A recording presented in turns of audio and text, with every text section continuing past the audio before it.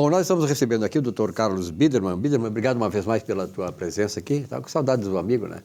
Obrigado, senhor. Eu que agradeço. A gente anda muito assim, quer dizer, dispersivo, corre para cá, corre para lá. É muita atividade. O ano está começando, na verdade, né? Então, essa é uma questão que envolve... Já está na metade, senhor. Pois é, não, mas para mim está começando agora que começou o fervo mesmo, né? É. Eu estive ontem, por exemplo, essa semana em Canoas, ali, visitando a Telecom, uma empresa da área de consultoria. O camarada, ele está aqui no programa, o Daltro Ribeiro, que é o diretor lá, o dono da Telecom, 180 funcionários, e eles estão assim, olha, agora o ano está começando mesmo, eles trabalham com supermercados, especializada em trabalhar com supermercados. Toda a parte de escrituração desse supermercado realmente é um ambiente assim, maravilhoso e tal. Estive lá dando uma palestra para os 15 executivos da Telecom, e ele estava me falando exatamente isso, olha, a coisa começou a acelerar a partir de fim de março, ou seja, agora semana retrasada. Então, naturalmente, as coisas começam, mas o que eu gostaria de saber de ti, Carlos, nós estamos vendo aí que a economia brasileira ainda tem um carry-over do governo passado, atrás disso ela se mantém, mas o que assusta é a dívida pública, né? Silvio, eu vou repetir muito o que está nos jornais todos os dias, mas é óbvio que o gasto público tem sido absolutamente desenfreado nesses anos e a gente sabe a consequência disso, que é inevitável, a inflação daqui a algum tempo, né? Então, a recomendação para os investidores é, obviamente, quando começa esse gasto público elevado, é se proteger em relação à inflação da sociedade como um todo. É óbvio que a sociedade, que as pessoas mais carentes não têm como se proteger da inflação, como a gente viu nos anos de inflação alta no país. Mas é óbvio que nós estamos enfrentando aí uma situação de recrudescimento da inflação nos próximos meses, isso é indiscutível, né? Porque não há como financiar isso, essa insistência dos governos de todos os níveis de aumentar impostos, isso não termina nunca, isso é uma roda sem fim, né? Eu acho que a única exceção aqui foi o governo do Bolsonaro, ele reduziu a carga tributária. Ele reduziu a carga tributária. Os governos estaduais se queixam um pouco, porque ele chegou até a mexer nas cargas, vamos dizer assim, nos impostos estaduais. Mas foi bom para a sociedade como um todo. E caberia, sim, aos governos estaduais se reestruturarem de acordo com a receita que tem, e não o contrário. É muito fácil eu botar a mão no bolso do contribuinte e cobrir o meu furo de caixa, que eu não consigo controlar. Claro que tem algumas coisas que são complexas, e a grande maioria das despesas são complexas, é difícil de controlar. Agora, os estados não têm uma gestão pública eficiente nesse nível.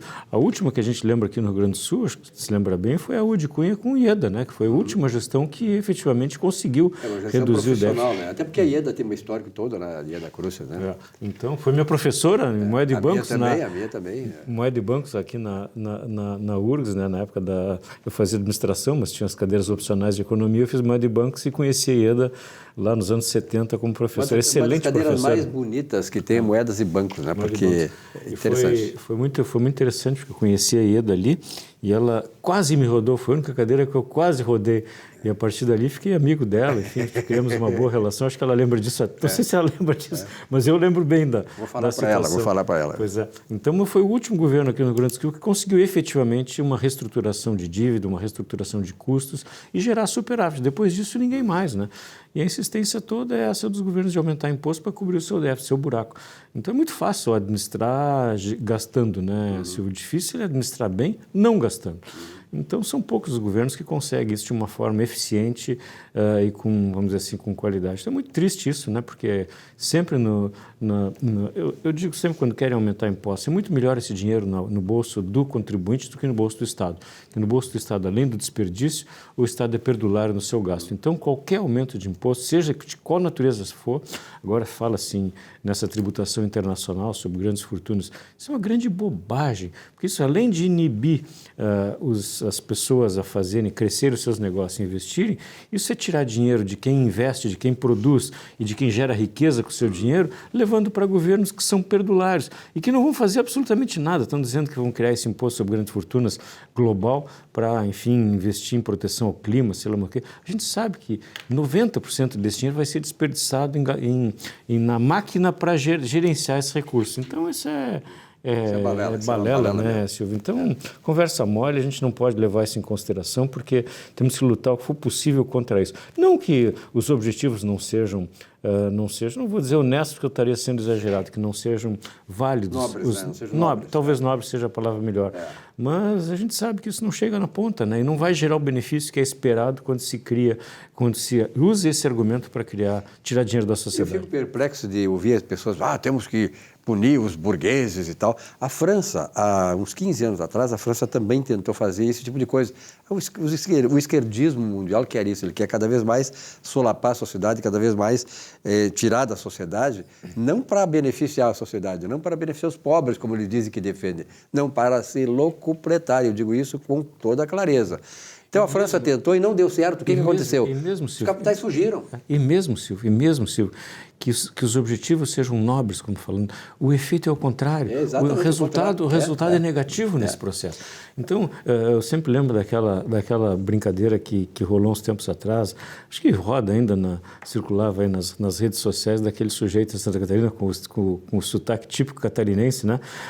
Numa BMW, numa Mercedes, sei lá, não importa, e alguém chegando diz, poxa, mas tu não tem vergonha de ter, vamos dizer assim, gasto esse dinheiro aí que podia beneficiar tantos pobres? Ele começa a listar quantas pessoas ele beneficiou comprando aquela Mercedes ou aquela BMW, desde o produtor lá na Alemanha até o revendedor da loja que vendeu o carro. Então, esse é o que, vamos dizer assim, que as pessoas que produzem fazem com os seus recursos. Ninguém põe dinheiro embaixo do colchão. Então, a pior destinação de recursos é a destinação para órgãos públicos, para governos, porque esse vai gastar mal o nosso dinheiro, se não se locupletar. Mesmo que a gente esqueça a parte, vamos dizer assim, da locupletação, vamos dizer assim, com o perdão da palavra, mas vai gastar mal o nosso dinheiro. Na verdade é isso aí, né? Porque as pessoas pensam, tu falaste muito bem a questão de botar o dinheiro dentro do colchão. Na verdade, quem é o milionário, o bilionário, digamos, temos um bilionário que é hoje presidente da República, não esqueçam disso. E ele não gerou riqueza nenhuma para estar lá, para ser hoje considerado um dos milionários brasileiros. Sempre foi um sindicalista. Como presidente da República se tornaria milionário, mas esqueçamos isso. Na verdade, quando o camarada tem muito dinheiro, bilionário, ele tem patrimônio, na verdade. E o dinheiro que ele tem está aplicado. Esse dinheiro aplicado, ele é dinheiro de poupança, que gera investimento, gera renda, gera riqueza e gera empregos.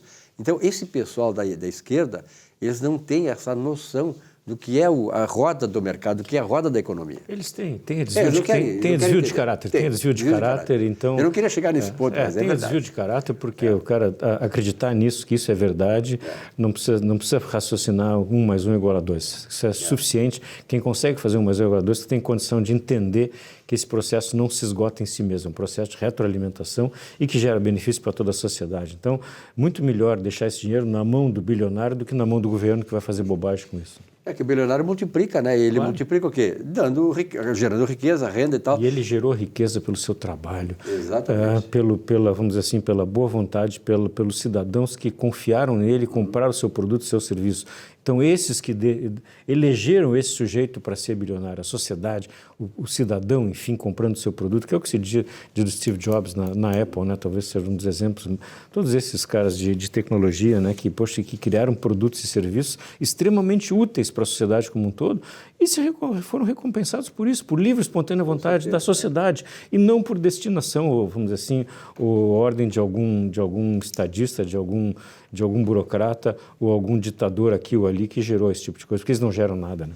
Na verdade, assim, essas pessoas, e veja bem, essas pessoas que pensam, que tem esta iconoclastia ideológica, ou seja, destruir ideologicamente o que é construído, o que é a prosperidade, essas pessoas gostam de prosperidade. Então, não acho que eles moram em favela, que eles são desassistidos, que eles são pobres, miseráveis, não, eles adoram a prosperidade.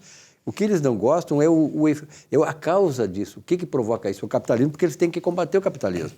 Então, na verdade, é o seguinte, uma pergunta que eu te coloco assim, todos eles gostam da prosperidade. A prosperidade ela está baseada em 3 pilares fundamentais. Em primeiro lugar, no trabalho. O trabalho é a fonte geral de riqueza e de realização humana. Em primeiro lugar. Em segundo lugar, poupança. Todos os países mais desenvolvidos, aí bota lá os Suécia, Finlândia, esses países lá nórdicos, tal, que são super desenvolvidos, eles têm o trabalho, a poupança e, sobretudo, o terceiro item, que para mim é tão importante quanto os primeiros, que é a honestidade. E traz isso para o Brasil.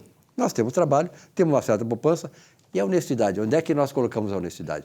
Vamos começar lá pela presidência da República. Eu entro na questão da honestidade, né, Silvio, mas a gente aprendeu, Moeda e Bancos, Ia da Cruz, S é igual a I, investimento, poupança é igual a investimento. Só vai haver investimento se tiver poupança. Se não tiver poupança, não tem investimento. E esse investimento não é do Estado que sai, do governo que sai, não é dos impostos que sai do indivíduo, daquele que produz, daquele que poupa para garantir o seu futuro, o futuro da sua família. Essa é a essência do processo. Tributar isso, punir esse cara que trabalhou para deixar para a sua família, para os seus filhos, para garantir o seu futuro, isso é um absurdo. Isso é contra a natureza da ordem econômica que gera riqueza. Então, é destruição de riqueza, destruição de valor. Tributo é destruição de valor, por essência, né, Silvio? Então, a gente tem que entender isso. Por isso, a gente tem que combater sempre isso e forçar com que os governos se ajustem a sua máquina, ajustem os seus custos para que possam sobreviver com o mínimo de impostos possíveis. Então, se Bolsonaro reduziu de 30 para 17 o ICMS, os estados que se ajustem, que convivam com 17, que está mais do que bom. Lá fora é 6, 7 imposto estadual, o IVA, né? Aqui estão falando em 30% de novo, né? Então, 30% é um absurdo.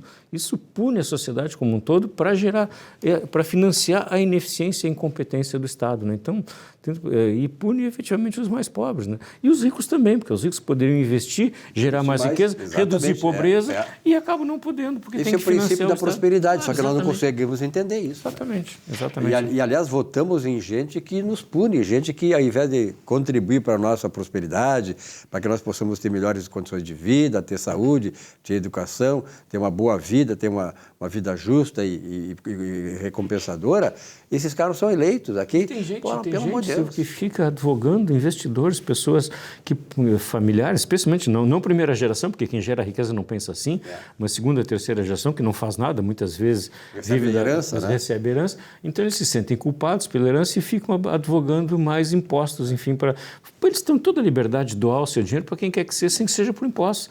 Faz doação para quem quiser, faz doação como quiser, isso vai trazer o benefício, ou pelo menos a satisfação pessoal de que está fazendo bem, o que é legítimo, que é absolutamente legítimo, mas não advogar mais impostos até para punir os outros, que não são eles mesmos, tá certo? Bider, um belo papo, muito obrigado pela tua presença aqui, vamos ver se a gente vem uma vez por mês aqui de repente, porque acho importante passar esse conteúdo, que é o objetivo do programa. Nós queremos aqui esclarecer as pessoas, cada um tem o seu livre-arbítrio, né? Só que as pessoas, elas precisam ter o conhecimento, e isso nós tentamos levar. Quando elas conseguem ter o conhecimento, absorver o conhecimento, elas têm condições de começar a entender melhor o processo. Entendendo melhor o processo, vai para a terceira etapa, que é o discernimento para tomar suas ações, inclusive ações de votar, né? Exatamente. Que aí tu tem mais esclarecimento para votar. Exatamente. Obrigado, Bider, até a próxima. E Grêmio, né? E Dá-lhe Grêmio, né? Vamos lá. Ver, né? Daqui a pouco, né? Vamos ver o títulozinho que está à disposição, vamos chulhar. Vamos lá. Um abraço. Muito obrigado a você, telespectador, um grande abraço, uma boa semana, até a semana que vem.